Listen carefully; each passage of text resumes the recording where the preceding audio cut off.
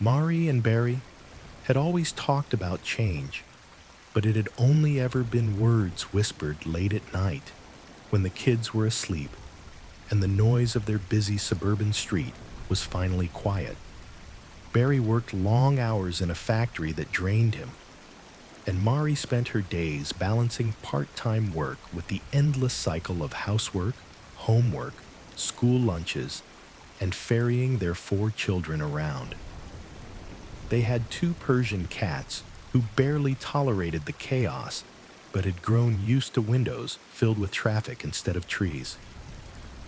For years, they had spoken about doing something different, something bold, something opposite of what they knew.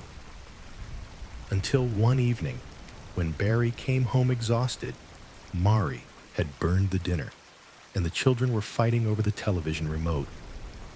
He simply sat down, looked at her, and said, "Let's go. Really go." Maree understood exactly what he meant. It was time for a tree change, not just a holiday, not just a different suburb, but a completely opposite life. So they sold their little house on the crowded street, packed up what they could fit into a rattling old trailer and a second-hand caravan, bundled the kids together, and carefully placed the 2 cats into travel crates. Their children were Daniel, the eldest at 14, who liked to act grown up but secretly clung to the comfort of home. Twins, Ruby and Jack, who were 10 and full of mischief, and little Ella, who was only 6 and thought the world was a magical place waiting for her to explore. When they pulled out of their street for the last time, Maree had tears in her eyes, and Barry gripped the steering wheel harder than usual. The kids waved, half excitedly and half nervously, out the window. The cats yowled until they grew tired and went quiet. Their road trip across the country became the first adventure of their new life. In the first week, they drove through wide, open fields where sheep grazed in their hundreds, and Daniel joked that one looked like their grumpy neighbor back home. Ruby and Jack collected smooth stones at every roadside stop and insisted on keeping them in a box that grew heavier each day. Ella squealed when she saw her first emu by the highway and tried to convince Barry to stop so she could pat it. One night, they camped by a lake where the water was so still it looked like glass.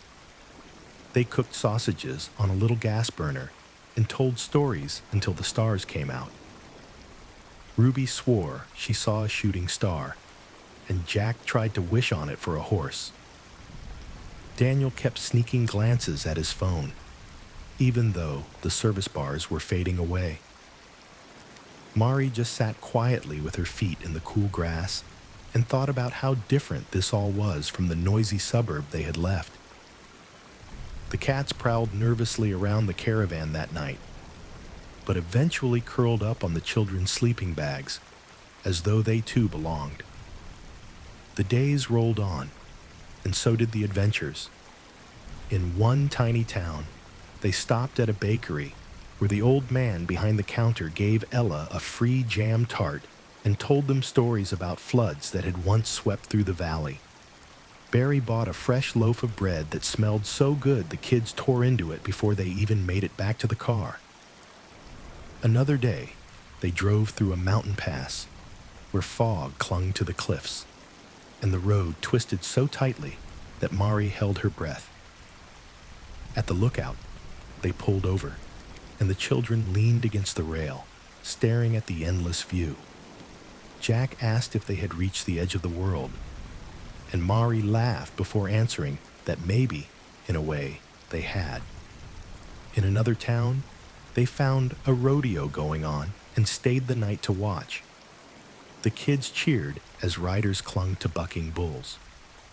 Daniel pretended he was too old to enjoy it, but Maree caught him smiling when a rider waved his hat in triumph. Ruby and Jack got their faces painted like tigers, and Ella clutched a fairy floss so big it made her look tiny. Even the cats seemed calmer, watching from the caravan window as though they too liked the new sights. There were hard moments too, like the night the caravan's wheel blew out on a lonely stretch of highway. Barry spent hours in the dust with a torch and a stubborn jack, while Maree kept the kids calm with stories and games. Eventually, they were back on the road, and when they finally stopped, the children cheered for Barry like he was a hero. At last, after weeks of travel, they reached their new home, a small weatherboard cottage with peeling paint but strong bones, surrounded by towering trees and fields rolling to the horizon. The silence struck them first. Not empty silence, but alive silence, filled with bird calls, wind in branches, and the distant rush of a creek. Barry stood on the veranda and breathed deeper than he ever had. Maree walked through the rooms, running her hands along the wooden walls, feeling history and warmth. The children raced through the house, picking bedrooms. Daniel chose the one furthest from everyone else. Ruby and Jack argued before deciding to share, and Ella chose the smallest room because it had a window that looked out on a tree she claimed would be her new best friend. The cats prowled carefully, then settled in the sunniest corner of the living room, as if they too approved. Life there was nothing like the old one. Mornings began with sunlight streaming through the trees instead of car horns. Barry soon learned that one of the local shops in the nearest town was up for sale, the very bakery they had stopped at on their way through. The old baker wanted to retire, and when Barry told Maree about it, she saw the spark in his eyes. He had always loved food and tinkering in the kitchen, and here was a chance to create something of their own. Within months, Barry bought the bakery, and it became the heartbeat of their new life. The whole family became involved. Barry rose before dawn to knead dough and slide trays of bread into the oven. Maree worked the counter with a welcoming smile and learned to make pies and slices that quickly became favorites in town. Daniel helped in the back, reluctantly at first, but soon discovered he was good at frosting cakes, and even prouder when the locals complimented his handiwork. Ruby and Jack were given the job of handing out samples at the market stall, and their cheeky banter drew customers in. Ella insisted on helping too, and her little chalkboard drawings advertising the best jam tarts became a sweet tradition. The cats even claimed a warm spot on the windowsill of the shop, and customers laughed that it made the place feel even homier. The bakery brought the family closer to the community. Farmers would come in for their morning loaf and stay to chat. Children stopped by after school with coins for a bun. Maree and Barry felt a sense of belonging they had never known before. The children made friends quickly. Daniel joined a cricket team. Ruby started helping at a neighbor's horse paddock. Jack became fascinated with fishing in the creek, and Ella spent her afternoons drawing pictures of the town in colored chalk on the bakery floor, until Maree had to gently sweep them away. The rhythm of their life changed completely. Mornings filled with the smell of rising bread.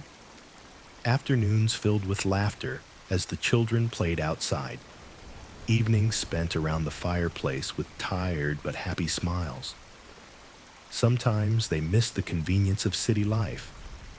Sometimes they missed their old friends. But the trade was worth it. They had built not just a home, but a livelihood, one that belonged to all of them.